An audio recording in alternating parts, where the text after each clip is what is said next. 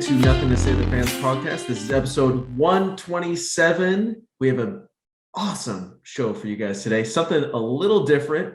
As you can see on the screen, that's not Jason Russell, who's normally hosting with me, but he's actually my really good friend, Andrew Smith, who just recently graduated from UCLA, and he started a little blog that's super interesting. Thanks for coming on the show, Andrew.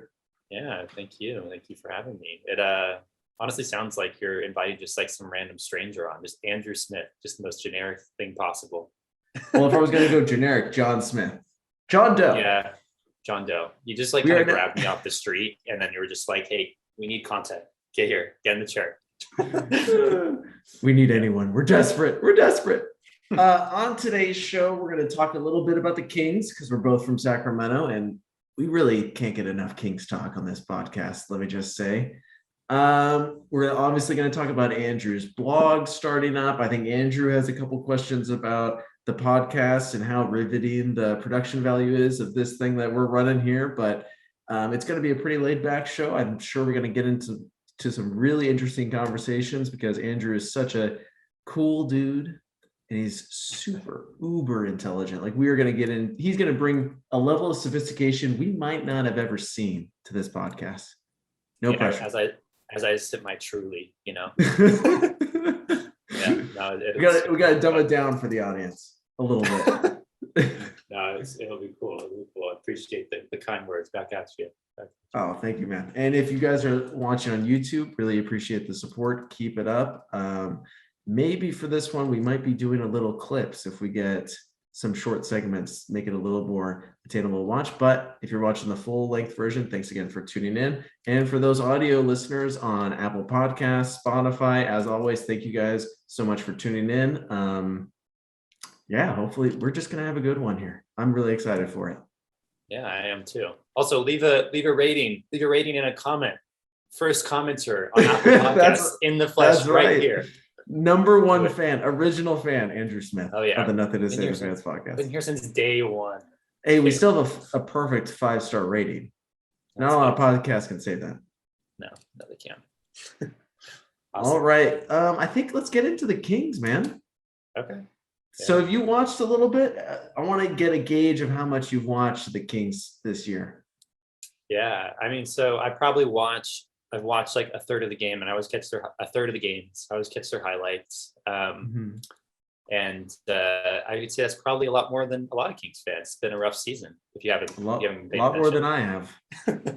Yeah, man. And what about this year, man? Because it just seems like, at least since we've been alive, since 1999, and really been conscious in the sport, it's been the same story for the Kings every single year, where it's just below average to mediocrity every single year. I think actually mediocrity would be kind of generous to describe the Kings in the last 2 decades. But man, it just seems like we're stuck in this black hole, Andrew. What's going on?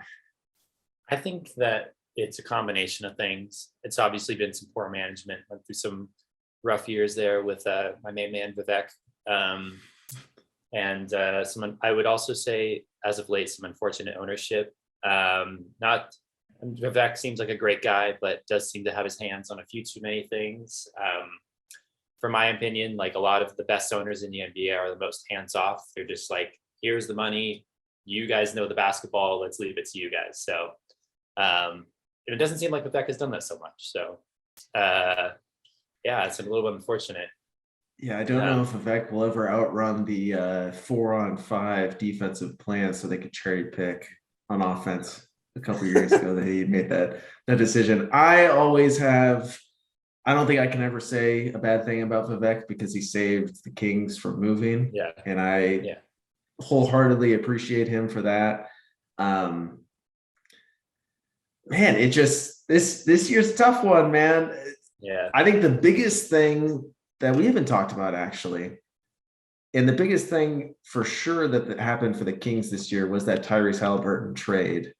And I'm sure Kings fans are so exhausted of thinking about that trade and discussing it, especially with recent like events of Sabonis getting injured, De'Aaron getting injured. But a little shining light. Davion Mitchell with Tyrese Halliburton's absence is growing before our eyes, completely flashing as a player. Yeah, totally. I've up to this point, I haven't been thoroughly impressed with Davion, but like he's definitely in the absence of Halliburton and even really Fox. Although I will say some of the Fox Mitchell lineups would be nice. He's really shown. Like I think he had like a 17 assist game recently. Yeah, last game. Yeah. So I think he's kind of quelled some of my like anxiety around the pick about him. But yeah, I think the whole Halliburton trade, don't need to get into it. Like I kind of do want to get into it though. Like it's just it's so endemic of the philosophy of the Kings where it's always searching for a win now move and just not putting in the time. Like I think you made a great call. You picked this guy 12th in the draft, and you're just like letting him go. And I think it's also very challenging in a small market to draw players of his caliber. Like you have to get them from the draft. And yeah, so, and I also think long-term, this doesn't do great things for the Kings image in terms of like drafting rookies. Like if I'm a rookie, upcoming rookie, and I get drafted by the Kings with the knowledge of what happened to Tyrese, I'm like, do I really want to go there? For a lot of other reasons, but that's definitely one of them. And all around, I just think more so than the actual basketball of it, the optics, emotional and the emotional aspects and the optics of it are just really not good. I don't know. I feel like I haven't seen the Kings get slandered, and the Kings have been slandered in national media for a lot of things. Coming back to the DeMarcus Cousins trade a few years ago, where that was deemed the worst trade of all time. I think this trade is a lot better for what they got back, especially getting more than Buddy Hield and a couple draft picks that turned into Papianis and Labissiere. But still, I think in the minority of Kings fans where I think this trade oddly made sense because it was almost McNair and the Kings organization backing an already proven star and a guy that they want to build around in Fox. Yeah. And I think that in an optics standpoint shows that the Kings are willing to back a star player. Fox hasn't turned out to be a star player, but they're hoping and still putting in that time. So it's like they don't have the patience to believe in Halliburton, but with this move, they're showing patience in Fox. So it's like they're really talking out of both sides of their mouth with this move. And I've talked about it before, but it's just interesting getting another Kings fan's point of view on it. And I think Davion Mitchell, like you said, with his recent success with no one in the lineup for the Kings, just playing out of his mind. I think his defense is really his defensive effort and ability to stop the best player on the other team has really faltered because of how much usage he's getting on the offensive end. Like this guy can't put in that defensive effort and be off night every night on the defensive end if he's dribbling the ball for 10 seconds of every offensive possession, right? So I just think he has shown so much and really shown a little bit to Kings fans why they were so willing to move on from Tyrese. I just hope next year Sabonis comes back healthy and they play a lot better with Fox and Sabonis than what we saw this year, because I wasn't super impressed from what we saw with both of those guys in the lineup. No, for sure. I think it's very just one specific play, but the pick and roll forms a pretty large part of NBA offenses, and just the Fox Sabonis pick and roll. There's definitely something to that. I think a lot of the effectiveness of that tandem is going to rely on Mitchell for one, but also just all the other pieces they put around them. Mm-hmm. But I definitely like all you were saying about Mitchell 100%. And that's why part of I think the Fox Mitchell backcourt could actually be something at the same time. Because I mean, Mitchell, I wouldn't mind guarding up a little bit on a shooting guard and bringing that defensive intensity in the backcourt, which they have definitely been lacking. And Halliburton was not helping there. So Yeah, a lot of people, Yeah. because he's lengthy and he gets those off the ball steals a lot. And those are like flash plays that really, I think, Right. hide the fact that he takes a lot of chances. And I think this was really highlighted to me once he was no longer in a Kings uniform. Right. And Davion was going at Halliburton when they played Mhm. in Indiana.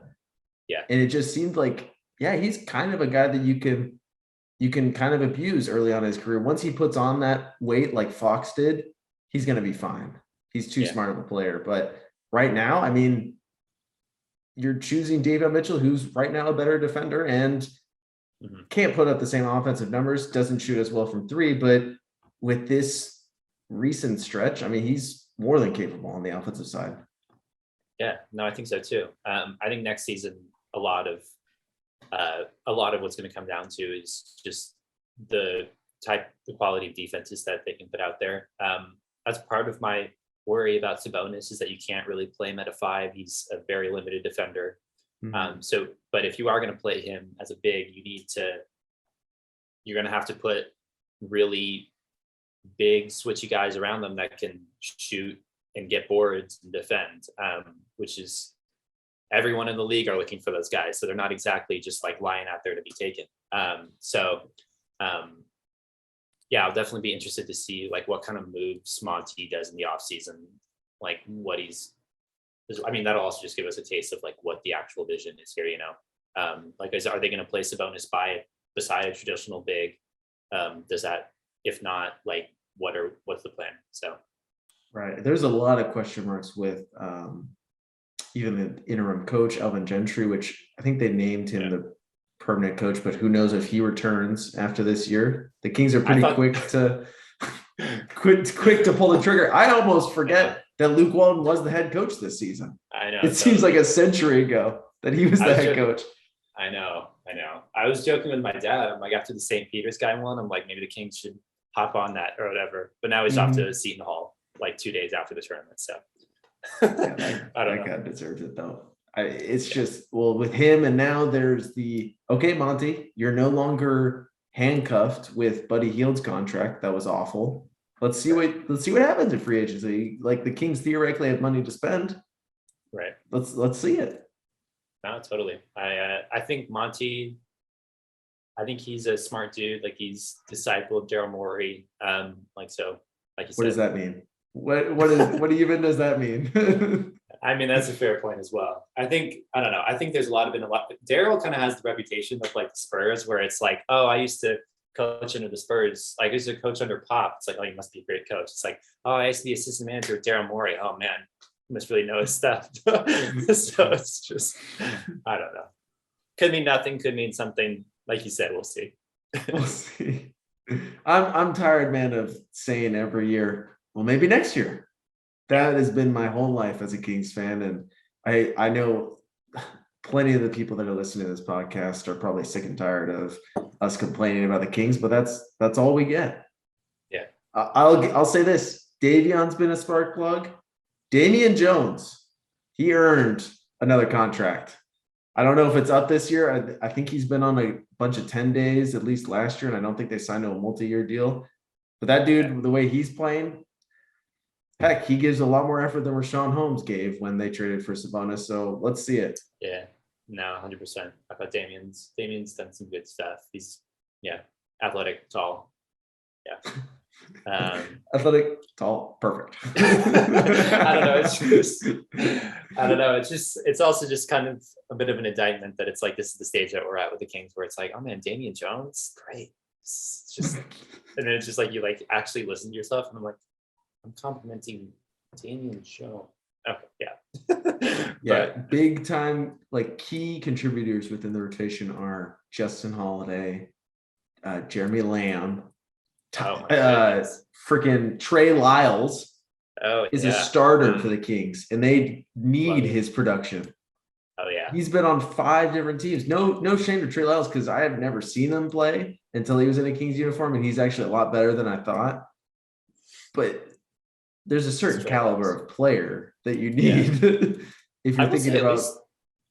At least we're having like identifiable players. Have you seen like some of the like Thunder starting lineups recently? It's just literally like It's some crazy stuff. You just look at the names and I'm like, I don't know anyone in the top 5. I follow the NBA pretty closely. I'm just like, that 35 is a complete mystery to me. It's so funny. Look at Portland's starting lineup when you get a That's some good chance. stuff. That is a G League all-star team right there. See, and I almost respect that, They're like, we're not going to win this season. We're going in the tank. Mhm. Kind of wish the Kings would, anyway. Yeah. Sorry. Oh, well, I'm glad we got that out of the way, I guess. And then for the NBA as a whole, have you been keeping up pretty much with the NBA? You got like a favorite this year? Any big time storylines? Anything you're looking forward to with the playoffs coming up? Yeah, I think like going forward in the season, I definitely think the Suns are like, I think part of the reason is just they don't have that like Steph Curry or LeBron James, so they have been a bit discounted in terms of their winning. But like if you look at their actual like underlying metrics and like the history of teams that do this well, like they're definitely on the path to like winning a title, and they were very close last year. So they're probably my favorite. I still like Milwaukee. Yeah, like I'm just going a repeat of last year, but like I think the East is definitely wide open though. It's pretty packed. But honestly, I think for the NBA as a whole, like part of what I find so fascinating about the NBA, and I'm sure this is true about other leagues, is just like all the different types of coverage of the league. Like the way I consume the league is basically through like a bunch of YouTube videos, a bunch of podcasts, Twitter, like none of the, like, I'm not watching ESPN games of Milwaukee versus Philadelphia. I'm not watching, or like, I'm not watching ESPN to hear Skip Bayless talk about these things. I just think like, hey, he's not ESPN anymore. He's on Fox. Right. My apologies. My apologies to all my Skip. But no, I just think like, the internet obviously has brought a lot of like different ways to consume sports. And part of this podcast is kind of representing a bit of that, This is a medium to consume sports for sure. No, for sure. Yeah. I don't know. I think, do you think that helps the NBA that they're able to sort of compact their content in a way, which they obviously have a YouTube channel where they can produce highlights of games, but there's really other like organizations and companies like Bleacher Report or The Ringer with stuff like that, where they're giving you highlights of every single game, whereas it's 10 minutes where you can consume a whole game and you can really get the gist of what's happening. Yeah. Do you think that really helps and aids in the NBA? Because Jason has put forth this storyline a couple of times in the podcast, right? Where the regular season of the NBA, because of the amount of games, is just too much. Like you almost lose interest because of how many games and how less impactful a loss is, because you can play in a couple days and you can get that win back. Like it's no big deal compared to the NFL, right? Is almost the evolution of social media and how we consume. Like I can get a highlight of a game on Twitter. I can see a Twitter video of a game-winning shot and I know exactly what happens in that game. Like, does that help the NBA, or is that almost getting away from the beauty of what's really intended or what really they want their product to be? I think it's really interesting. No, I think I have so many layers that I want to unpack there.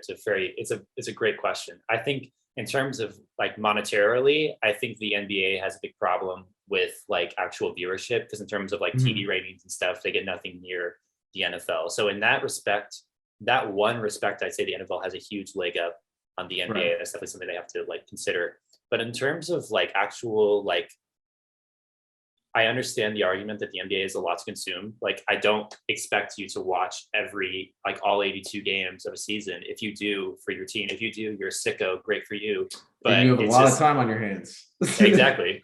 But that's the thing. I think the fact nowadays that we do have all of these different ways to like engage with the league, that sounds really corny, but like literally, like through like a lot of the YouTube channels I follow, like they do like analytical breakdowns of the teams, like tape breakdowns of the teams, like literally like culture breakdowns of the teams. Like I can like what is a culture breakdown? Culture break? Like? No, like I mean a culture that's a little vague, but I mean in the sense of like they'll discuss like a lot of the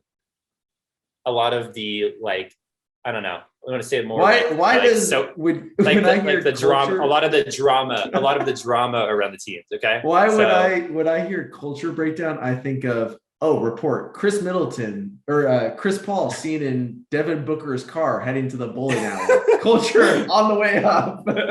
honestly, I loved it. DeAndre Ayton seen in the area. I don't know, DeAndre Ayton, he's just playing video games all day. That's all he does. You know, he just needs to get in the gym. Respect to him, though. Respect. He is.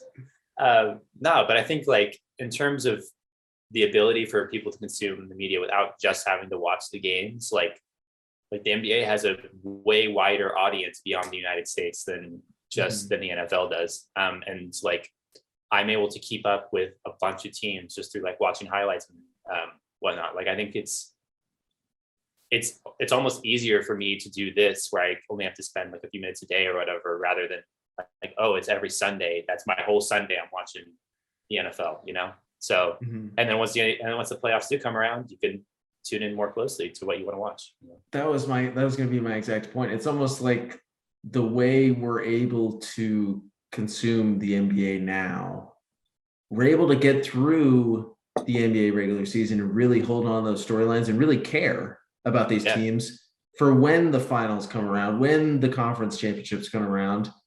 Those games mean that much more when I sit down, because I've been invested the whole year. I may not have watched a game from start to finish, but I know exactly what's going on with Phoenix, exactly what's going on with Golden State, because of, I'm not a super fan. And maybe those fans that have watched every single dribble of that team are engrossed even more, but I can still consume that product of the playoffs. And I think that's really what's helpful for the NBA, because I think they do very good ratings during the playoffs, maybe because nothing's going on except for regular season baseball, but which is no competition, but they do very good numbers during the playoffs. I mean, and there's still nothing to me. I think I would love to get your thought of it, but still there's nothing to me that beats actually going to a game and experiencing that. Yeah. No, like I mean, just recently I went to a game at Chase Center with George Hughes and my old roommate. So he's a guest on the show, George. We've had him on a couple times. There you go. Shout out George Hughes. No, but we went there. Jordan said, Arthur, we just watched the Warriors Kings game. Like I think actually like seeing it live, and the fact that there are so many games that you have the opportunity to see live, like the NFL, there are 16 games a season, you know, like if I want to watch it at home, 41, but you have a bunch of opportunities to see your team get right up and close. And it really is like this is like the most basic thing ever, but like it really is amazing just to see these people up close, like how big they are, how fast they are. Like it's going to a game is like another experience. Like, so. Yeah, it's another community thing, because it's so human nature to try to like create that clan, right? And I think that's the emotion and the idea that sports really feeds into, is you're finding these people with like interest, right? And you're feeding off of, once that shot goes in and that mic produces that swish or whatever, everyone in the arena starts cheering. You all feel it. You know, like you just can't help but feel that. Yeah. And I think, I mean, this is kind of just going back to like one of the NBA's advantages is that it's such like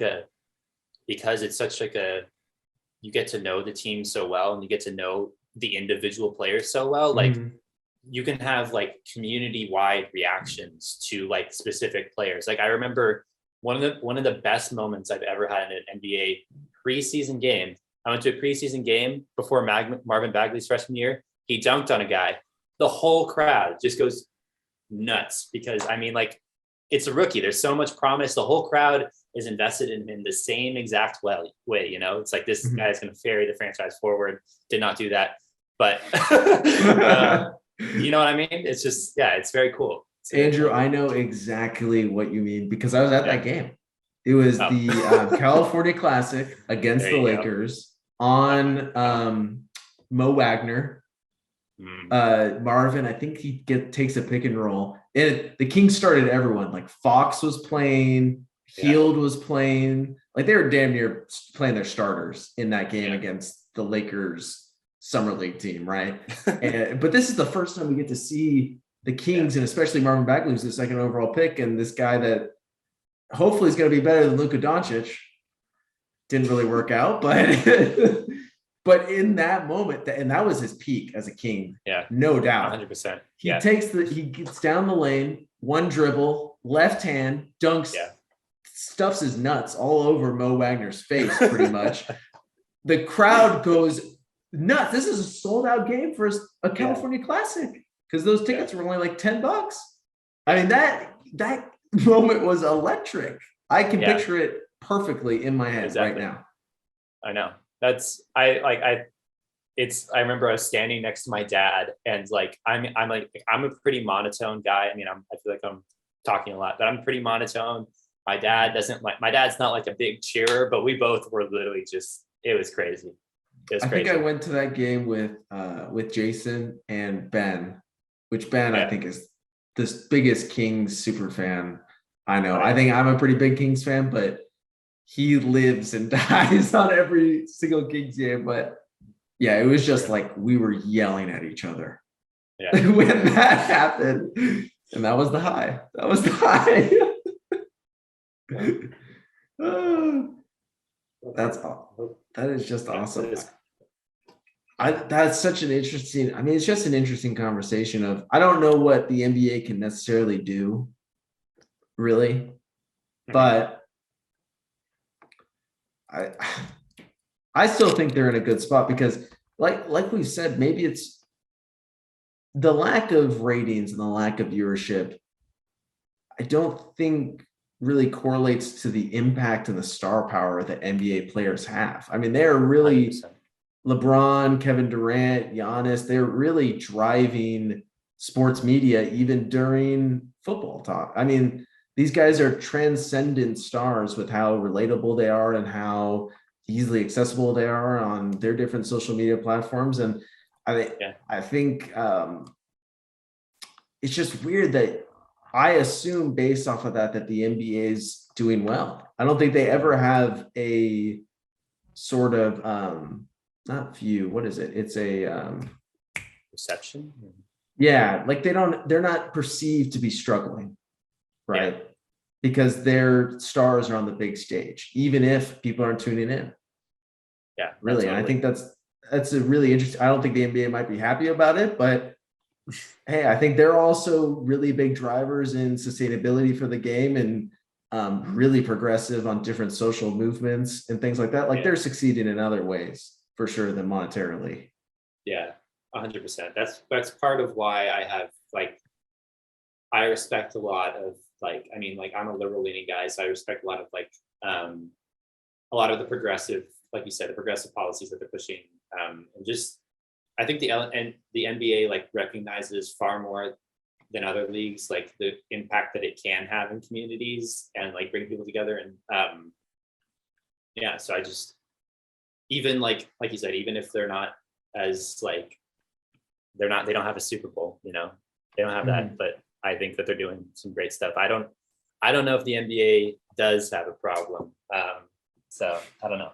I'm It's definitely just a happy with it. conversation. It's just a Yeah. conversation, man. I mean, it's bigger than two guys sitting in their apartments right now. So it's all good. Perhaps. I mean, Yeah. it's definitely interesting because I find myself now, and I think I'm a really big NBA fan, but without TV and cable, it's just really hard for me to really sit down and watch a lot of games.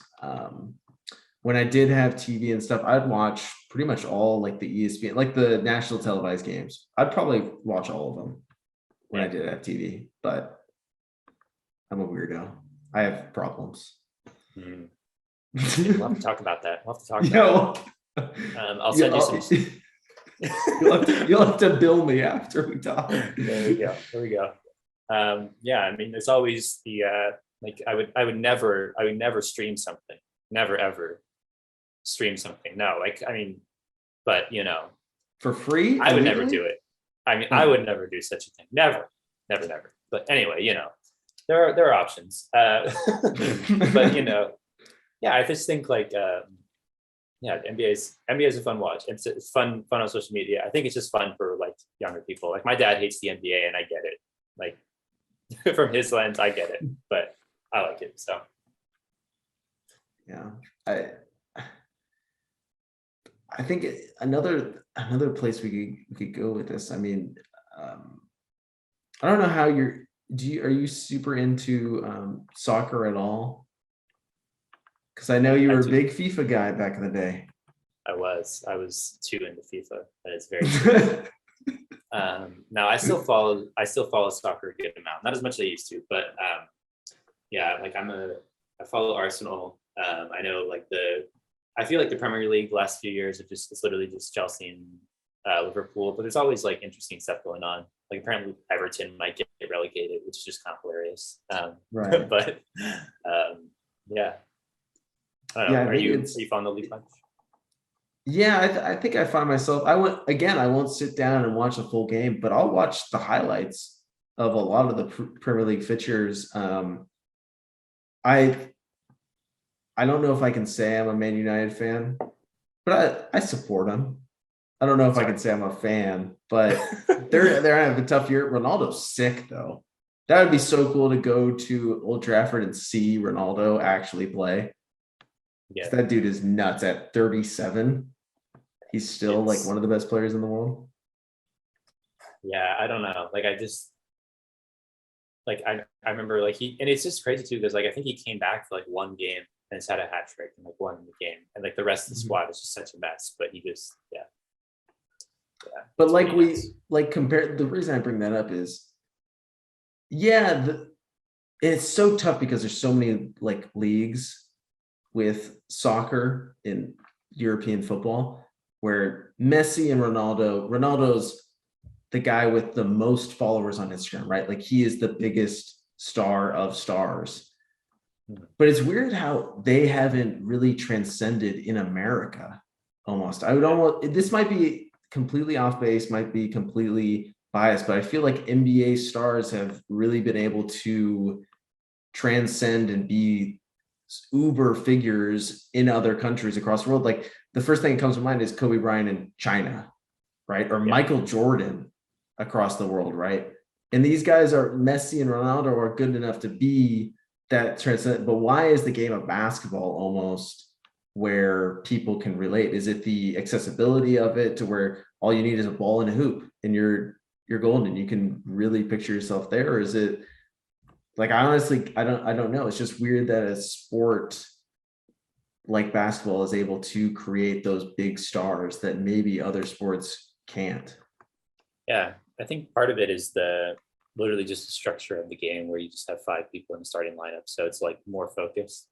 Mhm. But yeah, I think it's a similar thing with soccer where it's a pretty like low starting like budget. You just need a ball and a hoop. In soccer, you just need a ball and like some sort of net. Um, but I think as far as like why it hasn't like made heyday in the US is just kind of because there are other like competitors here. I think it's like obviously we have American football and baseball and stuff. So it's just they're kind of like outclassed in the US, but soccer is obviously like the world sport. And um, basketball does seem like it's on the way up. So I don't know. I think the NBA definitely wants to push basketball more as a like international thing on the level of soccer. Like I was for a while, I was like, I wonder if the NBA would like expand into like Mexico City as like an expansion team, Mhm. or have like more, or like even like a Champions League style thing with other leagues. But at this point, it's just not really feasible because the NBA is just like so much better. So It just wouldn't be fair. And the travel with it, I mean, the yeah, games just happen too frequently. Like with soccer, at least it's once to twice a week. Usually you have yeah, games. I mean, you can feasibly travel. And that Europe's pretty easy to travel around almost. So yeah, I mean, man, that's a good conversation. I didn't know we were gonna go down. I don't really know. Do you have anything? Did you want to talk about the pod a little bit? I have a lot of questions about the blog, Okay. and I would love to Yeah, plug. yeah, I mean, go ahead. Let loose on the blog. You can get to the pods. So where did just really quickly, how did this all start? Because your first post was March 31st, right? Yeah. Where did the idea come from? I know the first post is literally why you're doing this, but Yeah. for a quick little bit, just like a quick little summary, why go about this? Where did the idea come from? And really, where did you find this inspiration to execute it? Yeah, I think like I honestly felt like I wanted some sort of like outlet, Like I think a lot of time I spent like at work or at home, I'm just kind of like taking in stuff, I'm just like scrolling through social media or watching stuff on TV or playing video games or reading books or listening to podcasts. Um, Occasionally I have thoughts, sometimes they happen, unfortunately. But so I think like part of it was just like, I think it would be cool to actually like flesh out some of the arguments I have. I've always been interested in writing. Like you and I were in the school paper together, but I continued writing a little bit, school paper in high school, but I continued writing a little bit in college. I took a creative writing seminar my last year that was like pretty impactful on me. I've done a little bit of creative writing, like not published in anything. And yeah, it just seemed like a cool just way for me to kind of like share my thoughts and like literally just kind of like spark conversations with people, like Right. And just document some of this stuff too. Like sometimes I feel like I have all these like things that come up to me like during the day. This is really pretentious. I feel like part of it, but like I have thoughts during the day and I'm like, man, someone needs to write this down. I need to save humanity with these thoughts. Someone needs to store these because these are just billion-dollar ideas. I have a moral responsibility to tell people about the injustice of using the word productive. It's something just deep inside me. It's just like, Andrew, I just must compel you to do this. I know you want to play Elden Ring, but you need to share this with the world. Yeah, I do. No, I just think, yeah, I just like, I don't know. I just like always thought about it. And in the past few weeks, like I started like jotting some stuff down on my notes app. I literally just looked up a video, very easy to do. So yeah, my plan going forward is just to post something every Monday, and then like at odd times or whatever. Some weeks it'll be about, I came on here for basketball. Some weeks it'll be about the NBA or the Kings. Some weeks it'll be I'm going to be doing a ranking of cereals, all of them, a lot of cereals. It's going to be great. And it's not just going to be like, oh, this is a ranking. Like I'm going to give some description and actually like flesh out the merits of these cereals because there's a lot to dive in there. When you say all, like even generic brand, like where's the cap here? Okay, so if you walk into a Target and you like look up and down the shelves, I've probably tried every single cereal on there. So I'm going to do all of those. That's awesome. So anyway, I don't want you to spoil it. Just really quickly, Honey Bunches of Oats has got to be pretty high up there, right? Oh, it's up there. It's up there. You're a good man. Woo! Yeah. But then there's the Honey Bunches of Oats with almonds. There's Honey Bunches of Oats other soft shoots. We're talking. I'm going deep on this. You can't like, because I think they come with Honey Bunches of Oats with like blueberries or something. I've never tried that one. Like they have the dried fruit ones, right? Because I think the banana ones are actually pretty good, and the vanilla one. We're not sponsored by Honey Bunches of Oats, but really should we? With how much I consumed Honey Bunches of Oats growing up, but General Mills, hit me up. Would it? So it's not going to be a broad Captain Crunch, like all the things that Captain Crunch, all the different variations. All the ones I've genuinely like made an effort over the past few years to like try a bunch of different cereals. So I'm going to write on basically every cereal that I've tried, which will cover a very long category. But I feel like we've dug really deep into my cereal article, which I'm absolutely enthused about. I love cereal. But yeah, like it's going to be great. I'm really happy to share, to like let the people know, like I think people are just wasting their times with certain cereals, that's just right. That's an See, actual, again, like, there's this problem in the world. There's this savior complex that's really coming out. Mm-hmm. Where you're just saving everyone. You are the savior that humanity may not have necessarily deserved, but we got it.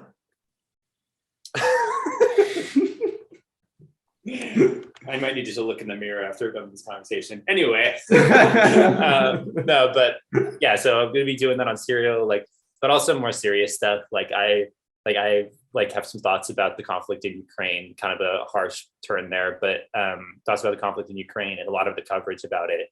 I have some more I published a short story about some dating in Sacramento, but I have some other short stories about some other things that might be a little bit more hard hitting. But I just think that I don't expect this to be a huge multi-million-dollar blog if such a thing existed.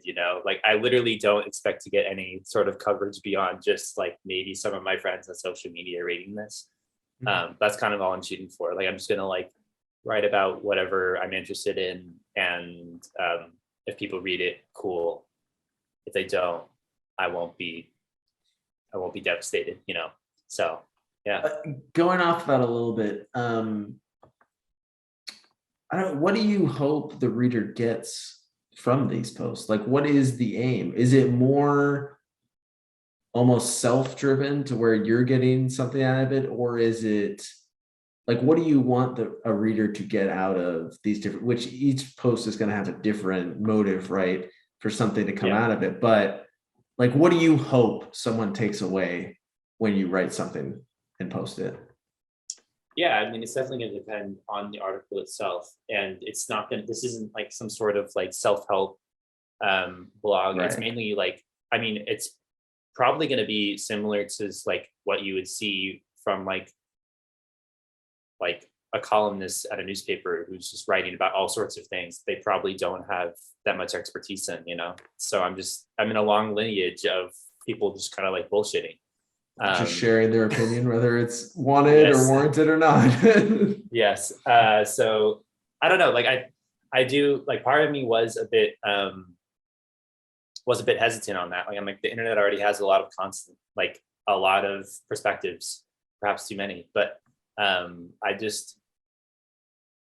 don't know. I just kind of wanted to I have in some respects I have a pretty ordinary life. I live in an apartment in LA. I just graduated from college. But I just want to kind of write about some of the things that I'm interested in. And I do think in terms of there will be some points where it's this kind of stuff could help you, if you're I went through a bit of a fitness phase last year, so I might write about that, or 2020, I suppose.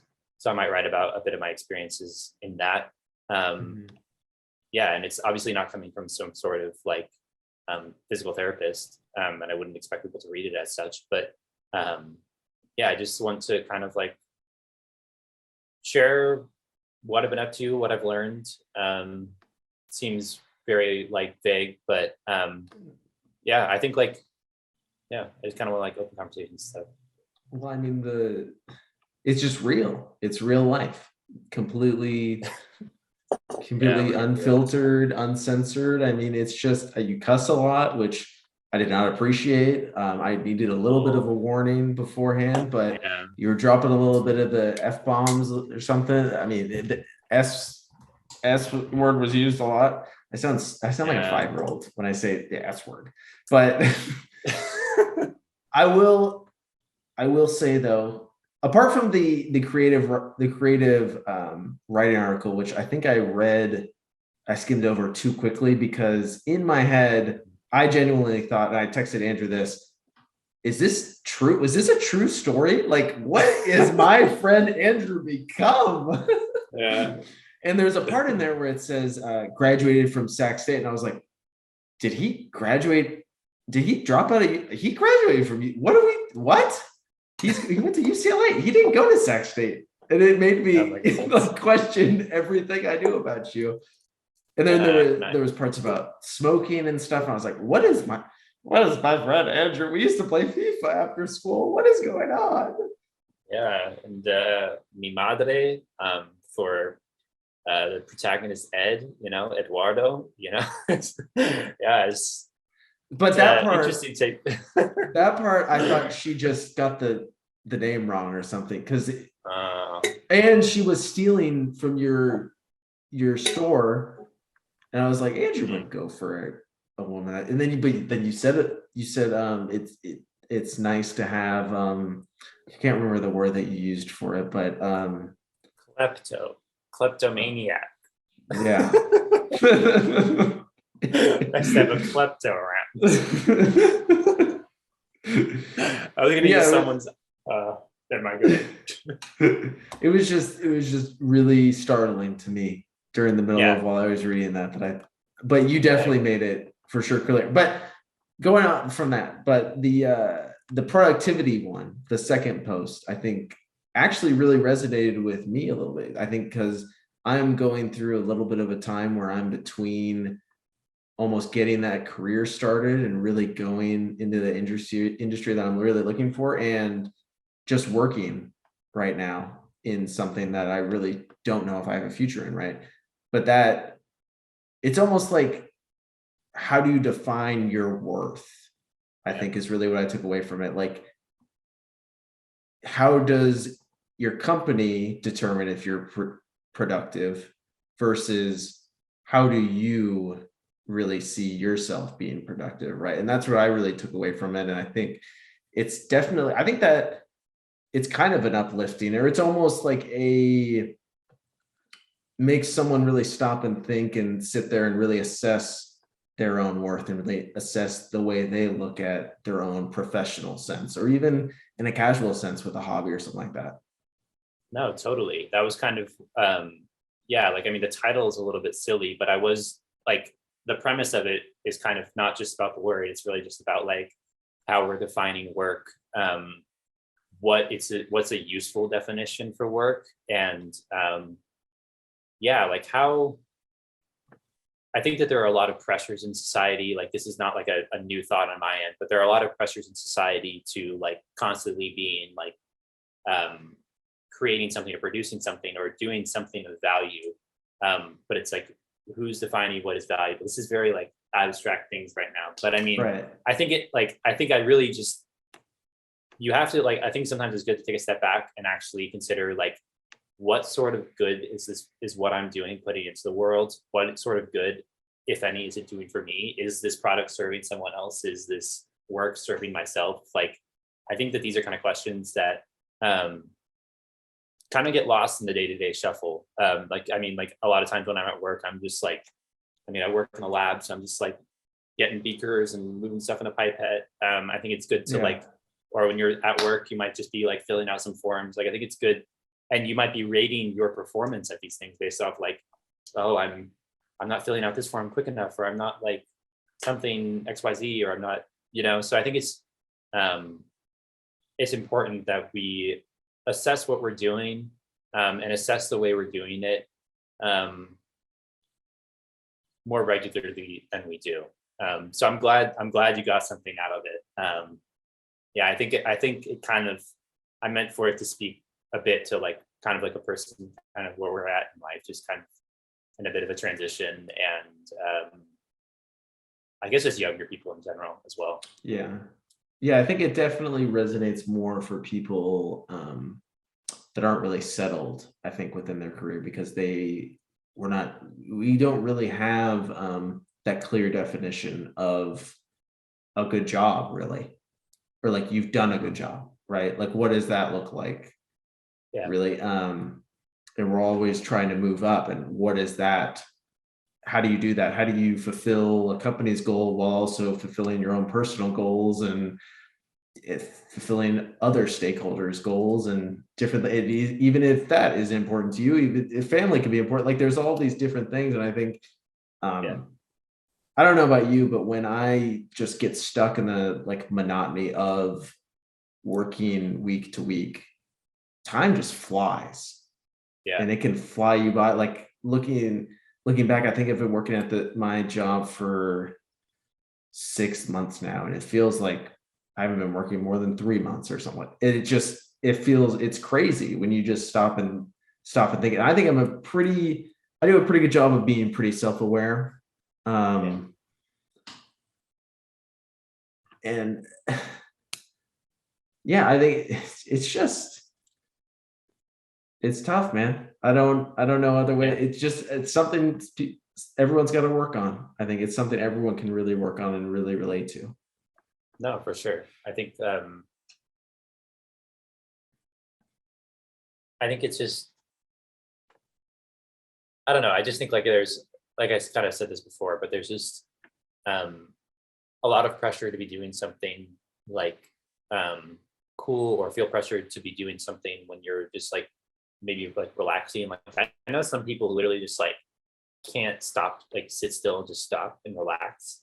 And they always like, they feel some sort of like guilt at that or whatever. I'm like, um, which is really not a healthy way to live. And maybe that's just a product of like coming from like academia or something. But like, I just Right. think that we really need to be like considering our own situations, like what's going to serve us right now.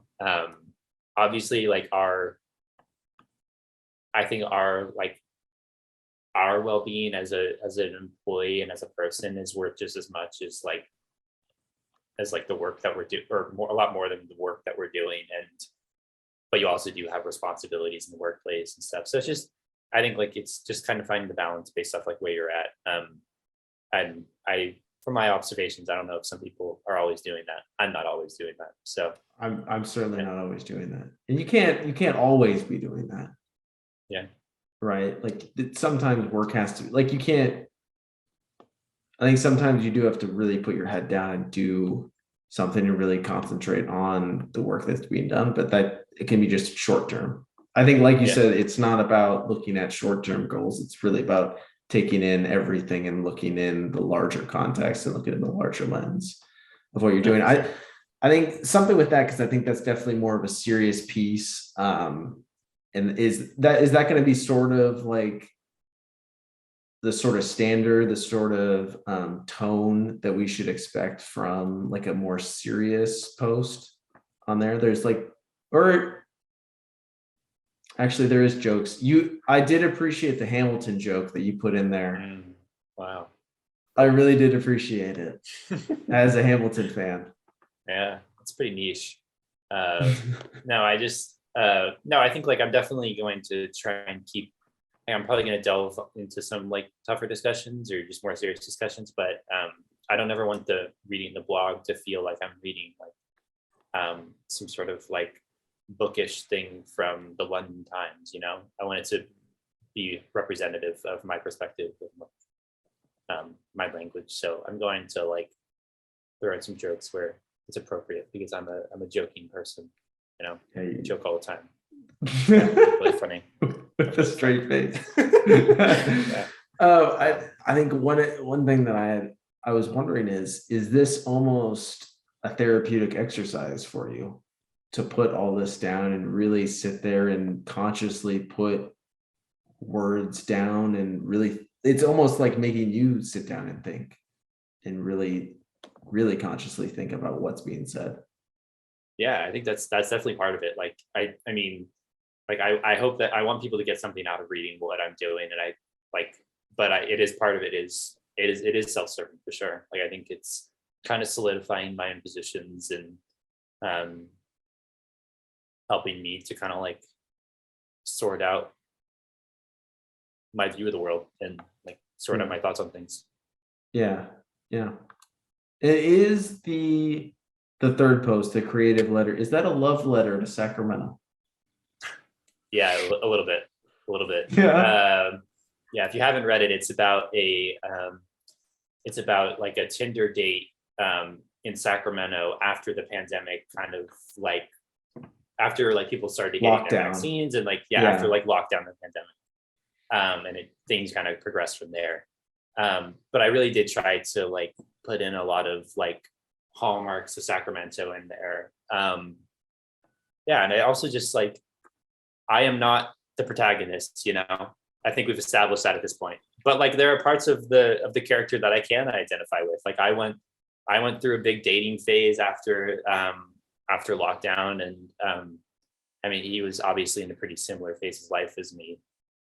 So like like it's just I wanted to kind of like document that specific like slice of life in the moment that we were in the city that I'm from, you know. So I hope you enjoyed, even if you thought it was me. I still enjoy it. I will say, for anyone that's on the fence of checking it out, the level and the quality of writing, I think, is a little unmatched from what I've read. It's funny because Jason, the normal host of this podcast, is currently writing a book. I don't know if he won't mind me saying that. It's not like he's put it out on his Instagram. Anyway, he's put out the chapters anyway. It's pretty cool stuff. And I think if you've checked it out, it's very well written. I'm not going to like compare and contrast, but I think both of you guys are very like the best quality. The best compliment I'd give is if you were to take away the byline that this is by Andrew Smith and you were to publish that somewhere and I stumbled upon it, there's no way I would know that it's not like a professional writer or someone is getting paid to write. Thank you, Sam. It's very nice. Like, and Jason, before you say anything, I did say that same compliment to you, but it just applies both ways. Yeah, a little bit more for me, you know, just because I'm the guest and Sam's to be nice, but it's fine. So if Jason he could be a best-selling novel, but you're like a Pulitzer Prize journalist, right? Like it's just we'll be the tag team. We'll be the tag team, you know. You know, it's just two different styles. Graduates. Yeah, of course. Of course. I appreciate the kind words. There will be some more short stories to come. No books in the work. Respect to Jason. That's hard. Yeah. I don't know how he does it. I don't know how I can barely sit down and write a 16-page essay. I don't know how someone would write a 300-page novel. Yeah. That's it's definitely like a skill, being able to like have discipline and patience to like sit on it for that long. It just does. I think that's the biggest thing with writing. I think it's like with anything, I think it gets this very like reputation as something that's very like, I don't know, something that's very creative and flowing, but 90% of it is just literally like gritting it out and having the patience to just like sit in front of a laptop for hours and hours and hours. It takes like a certain level of it's definitely mental focus and mental fortitude, but I mean I get easily distracted. Yeah, so too. Bad during college. It was so bad, especially with my Xbox right there. But so tempting. I wanted to get in a little bit. I think this will be the last thing I think I have for the blog, but because you're posting this and it's almost like a form of social media. I think blogging was like the almost like original social media. Yeah. Right. I immediately picture when anyone says like blogging, I think of in The Social Network when at the beginning when what's his name? Mark Zuckerberg is blogging about his ex-girlfriend, right? And that's just I don't know why. That's like the prototype, like the the typical blog to me. It's like a rant almost. But with that, it's like the evolution of social media. I wanted to get your take a little bit, and it's totally okay if you don't have, because I think this is a pretty loaded topic. I think the impact social media has had on our almost society a little bit, and because a part of this with where this comes from is the like mindfulness and the presence of that second post and that second blog, and it's almost like counter to the scrolling on Instagram and the scrolling on YouTube and that sort of, and the scrolling on TikTok for sure, and just the taking in of content and everything. It's like, what do you think the impact of that is on further generations? Because it's just going to get more and more engrossing. Yeah. No, I like that's part of what inspired me as well. Like thankfully I've stayed away from TikTok. I would never get off it, so it's good that I'm keeping off my phone. But Twitter is consuming a lot of my time. But no, like I think that there was part of what drew me to the format of a blog. Is there something like a little bit wholesome about it? Not that Zuckerberg blogging about his ex-girlfriend is particularly wholesome, but the very idea of just kind of trying to like, in a very genuine way, like share your experience. A lot of times blogs are a bit more like informal than you're getting in like sort of professional writing, which I appreciate. So yeah, that was kind of the impetus for it, like I think that I could just, if I have a thought, like tweet it out, and maybe even like just like flush it out and try and have it get interaction. But there's something about that just feels a bit more like cursory and transactional. I do like the idea of like I'm really like putting some time into these posts and not just like flipping off the first thing that comes to my mind. Yeah, and as far as your question about like social media's impact on this generation, like you mean like you're probably going to need like a research expert to come on here to talk about that. I think I just think it's so interesting with how it is.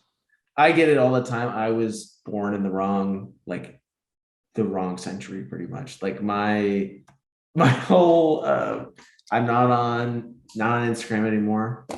I spend a lot of time on YouTube though, and not on TikTok, like not on anything. I don't know any of the trends, don't know any of the goings on.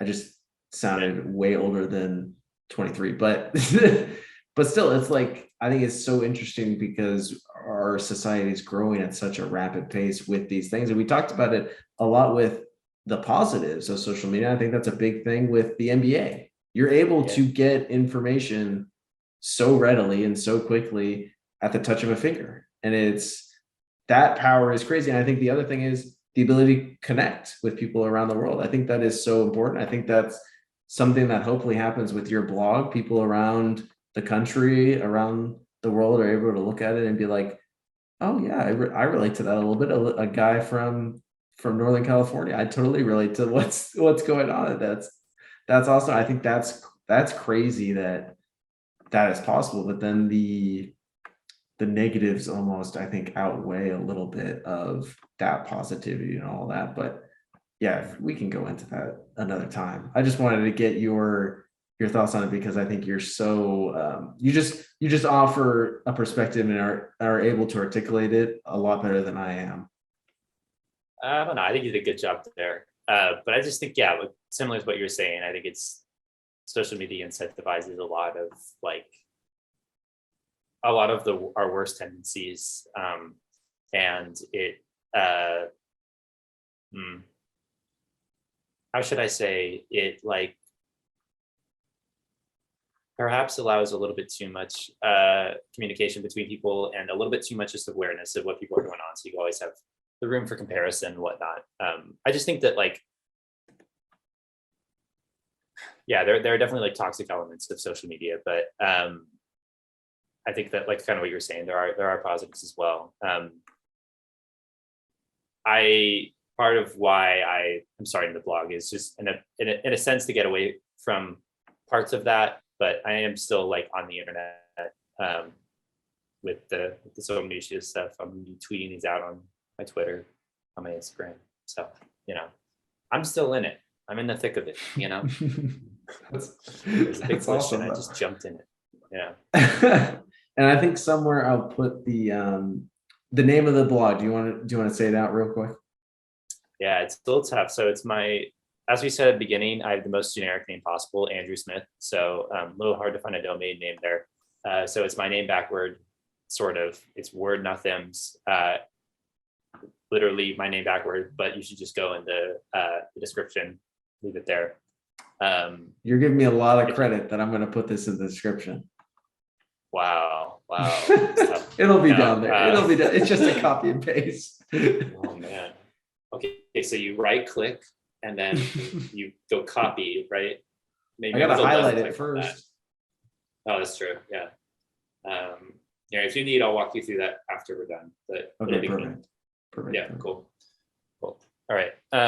Yeah, I also just wanted to like ask you a bit about the we talked a bit about what inspired me to start my blog, right, which is just started. I mean, probably similar conversation. What got you and Jason into this? Like, why did this all come about? Man, that's tough. I don't know if we've ever talked about it.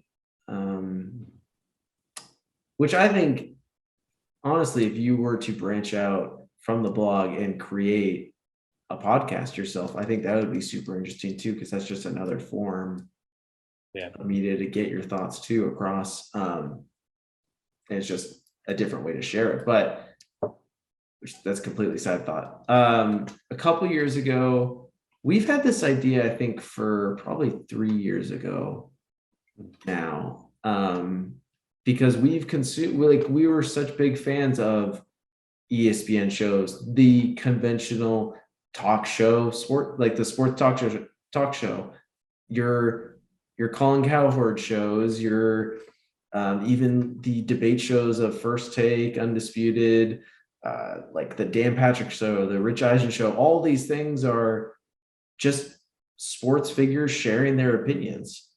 And Jason and I have a lot of opinions about sports. I think we're pretty knowledgeable, but we also were trying to position it as we're just fans. We're everyday fans. We're not privy to any inside information that other people aren't, and we can share a different perspective. And I think that was the big thing that we were coming from. And it really, just like you have some self-drivers and publishing a blog, we get a lot of enjoyment from doing these, no matter how many people listen. And we love all of the people, all of you guys that are listening to this one, all of you guys that have listened to 126 others, which is crazy. That's like 126 hours of just Jason and I talking, and sometimes really interesting people come in and talk with us too. But it's just, we get so much enjoyment out of talking about it, and sports has given us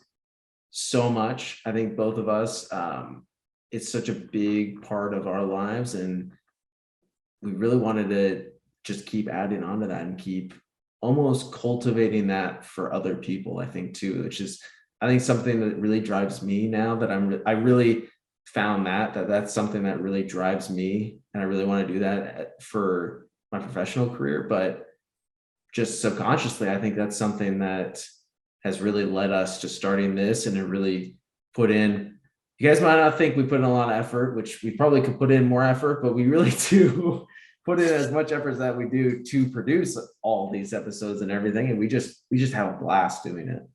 And it helps when you're doing it with like your best friend, and we're going to talk about this stuff anyway. Why not record it and have other people listen to it? Oh, for sure.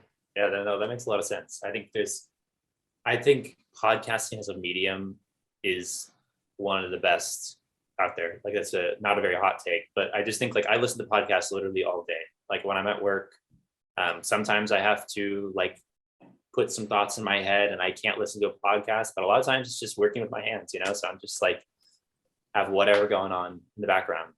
So I think it's cool that you guys are like found this space to kind of like share where you're at. And also just like, I think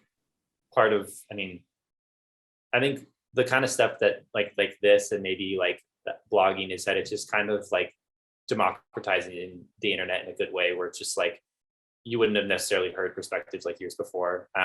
Which I think it's just very cool that you guys have this outlet. Other times you would not have. So I definitely, I think it doesn't hurt. It's a little bit different of like a diversity, right? Because we all come from different socioeconomical backgrounds and different things like that. But like it's just different perspective. If you're just listening to, and I tell Jason this all the time because he brings up, you know who Mike Greenberg is, the longtime Mike and Mike host, and now he's on the Greenie show or whatever. He has like his own radio. He'll quote him, like he'll almost source him a lot for a lot of ideas, and I'm like, you got to branch out. You got to find like other shows. If you're only listening to that one voice, you're not getting the full perspective, and I think that's really important to understand when you're, especially with how almost dramatized sports is now. Like I think even now more than ever, with how much information is out there, it's almost like people have to pick sides with different things. And it's just sports. Like it's a ball going in a hoop, or it's a guy running with a ball into an end zone, right? At the end of the day, but it's still all these different perspectives. And if you're able to get all these things, like I will watch the Pat McAfee show, I will watch Rich Eisen, I will listen to Undisputed, I will listen to maybe a little bit of Sports Center and all these different things. And even at the end of the day, you still got to get local different medias too, because they might be a little bit ears to the ground about certain things as well. I mean, it's just so much things are out, so many things are out there. And I think for me as a person, I've always been someone that I want to get as much information about something before I almost share an opinion on it. Not like it's almost like I want to be as informed as possible when I'm going to make a decision about something, right? If that's choosing who's going to win a game, I want to know if I'm truly into it and I'm really going to put not like my pride on the line. I really want to know as much as possible, right? Going into it. Yeah, no, for sure. I think it's cool that you are like reaching out different perspectives. Also, I think it's just very funny, like the thing you brought up with like local versus national media. I don't know if you saw this, just reminded me of an example, but around the Halliburton trade, there was like, I think it might have been Mark Jackson, maybe, and someone else. They were talking about the Halliburton trade, and they were just spouting complete nonsense about like how Sabonis is on like a max contract. Like they just like literally just non-factual information. It's just, but then you go to like the local sources, which get like next to no coverage. Like, I mean, it's not like there's like many, like, I just love that there are like these like really close-knit communities around like Kings coverage. Like I follow this podcast that's like Deuce and Mo, and they're just like these like two people just like talk about the Kings, and they're just like way into it, which is cool. If you have time, I would check out the Locked On Kings podcast with I think it's Matt George. He's the host, and they'll have he has guests on and stuff. He used to be on KCRA, or what was it, KHDK? The Drive, Sacramento one. Yeah, the Drive and stuff like that, the radio station. Yeah, and he's been covering the Kings for a long time. But I mean, they get everything right because that's their only thing. Not like right, but they are factually within bounds, right? And another thing with podcasts too, it's empowering a lot of players. Like Kevin Durant has a podcast. I think Draymond has a podcast, I think. The Matt Barnes and Steven Jackson, all the smoke. The JJ Redick podcast is actually super good. He is so good. He did one with KD actually. I just listened to that one. Great. You listened to the whole thing? I did. Nice. Yeah, I just think it's so cool that like we can literally hear from these players in this way, like an hour and a half long conversation between like Kevin Durant and like one of the best shooters over the last like 20 years or whatever. Like that kind of stuff would not exist in previous decades or whatever. I think it's very cool. Oh, it's amazing. It's how would you not be like a better fan almost with getting that sort of information, right? Like if I know, if I can, because Kevin Durant lays it out very easily of how he almost sees the game and how he is very game focused on how he's thinking. And this is one of the best players. This is one of the best players in the NBA in the world at basketball, right? And he is laying it out how he looks at it. And it's completely different than how it's portrayed really in a media sense too. Yeah. No, I think that's very true. Like, I think it's like, it's just so interesting because now we have all these different angles on the NBA. You have the angles from the players that you're talking about. You have the angles from the traditional media sources. You have the angles from alternative media sources. You have social media perspectives on it. You have management perspectives on it. And it's just, I think having this level of insight is just really interesting. Like sometimes, like, I'll be honest, like sometimes I hear players, it's also just, sometimes the players be saying too much themselves. And I'm like, you really think that? It's like, you really think that Porzingis is a better defender than Rudy Gobert? You really think that? And it's just like Who said and that? then Anthony Edwards. He's like, I'm just like, Anthony, you're a great dude. Love you. Great game. But and then you have these whole things where it's like LeBron thinks he's a manager and it's like giving all these like management decisions. I don't know. I think the level of insight that we have into like leagues now is just really fascinating. And it makes the viewing that much like richer. I think. Yeah, when you actually know, well, it's not like you can never know them without meeting them, but you know them a little better off the court. Yeah. It's Sure. still a public face, but it's a little bit of a looser environment, I'd say. Yeah. Yeah. No, I think it's very cool. Yeah. I don't know how we got there from Jason and I's podcast, but I will take it. There's something in there, like multiple perspectives. I guess that this means that you're on the same level as like Kevin Durant, you're both just making a podcast. Yeah. Yeah, I think Jason and I really need to get in touch with JJ Redick to be on the Old Man and the Three. I think that'd be really beneficial for both sides too, with our expansive audience and their moderately sized. It's just a humble size, Yeah, obviously. Yeah. I think it'd be, it's a great arrangement. I'll back you on that. Cool.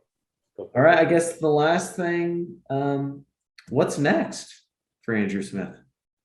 What do you got? Like in terms of life or the blog?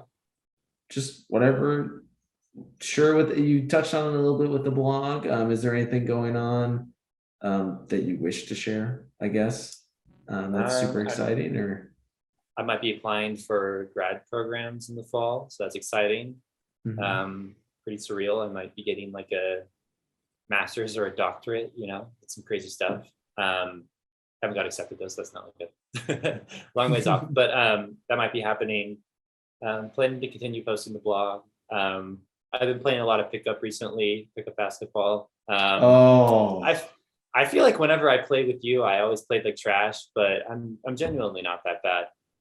Not during tryouts when you I can't even do it justice without standing up and demonstrating it. But Andrew in the small gym. I think that was the original shimmy. That was the original shimmy. Yeah. He goes in a transition, just splashes a three. And Andrew was one of the taller people. I think definitely sophomore. It was sophomore year, right? Or freshman year? I can't remember. Sophomore. Yeah, it was sophomore year. And Andrew just drains a three immediately, like when if anyone's a WWE fan and they know the Undertaker where the eyes like roll up, Andrew's eyes like rolled up at the top of his head as he turns to transition back on defense, and his arms just go limp, and he's just going like that. Honestly, I don't even know what it was. Maybe I was just so exasperated. I'm like, oh, finally made one. I'm just arms gone, all the tension gone from my body. Everything was just gone. That's so funny. I remember like I ended up like making the first cut and I was probably going to make the team, but I remember coming up to Ritter and being like, I don't really want to do this. I will never forget the look in his eye when he looked back at me. He was just like so bewildered that like a sophomore boy in high school like didn't want to play on the basketball team. Yeah. I don't know. He never even asked me about it later. For context, really? Ritter was the coach for the JV team and our advisor in one of our classes. Great guy. Shout out Bobby. And he's the current varsity coach at Roseville right now. So I love Ritter.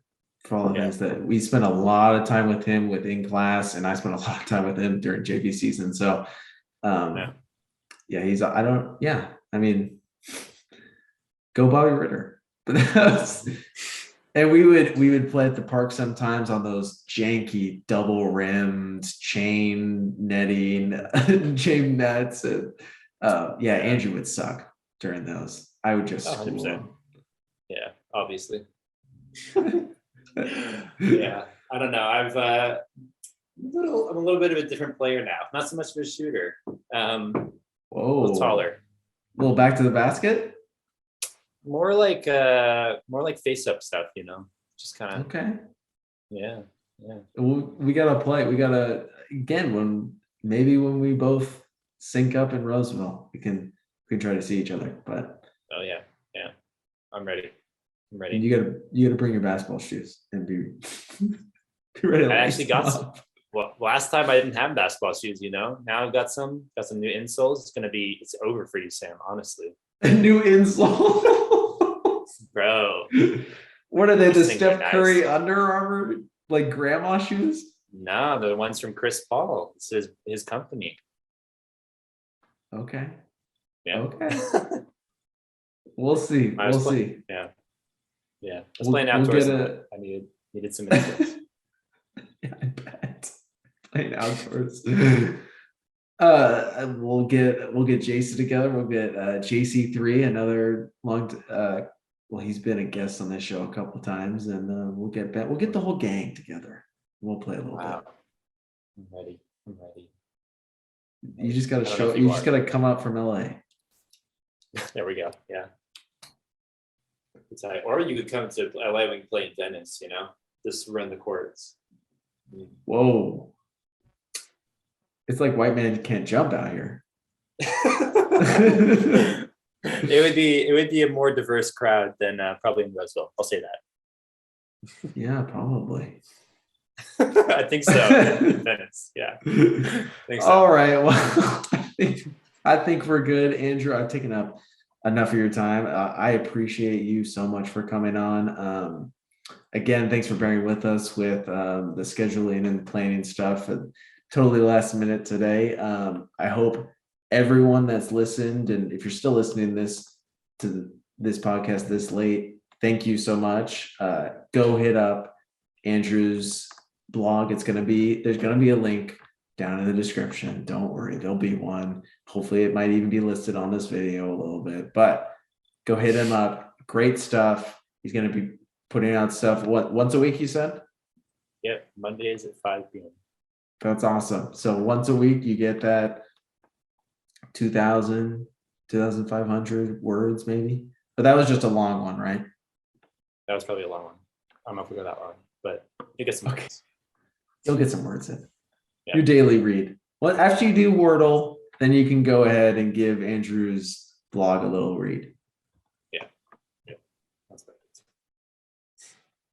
And then thanks again, Andrew, for coming on. It's so awesome. I thoroughly enjoyed this conversation. We had zero plan going into this, and I think it honestly turned out all right. Yeah, I think so too. Thank you, Sam. Thanks for having me. And that's it from I honestly don't know how to close this show. I'll cut this all out. I'll literally cut this all out. Yeah, I guess I could just close it with after you say something. But yeah. But honestly, dude, thank you for coming on. No, for sure. It was fun. Yeah, I feel like I don't talk too much about Kings with people. It's just kind of like I just follow them and then feel sad. So you gotta vent. You gotta vent about the Kings. You can't store that all in there. Yeah. I also it's like literally absurd how many NBA podcasts and like YouTube videos that I watch. Like it's probably unhealthy. I didn't know how up to date you were on NBA. I didn't think you had enough time to think about like get locked in on all that. Yeah, I mean, like I do things, I mean, like honestly, like with my job, I mean, I work 9 to 5, and I don't like. I mean, like I basically like I don't have any like once I come home from work, work's done. So like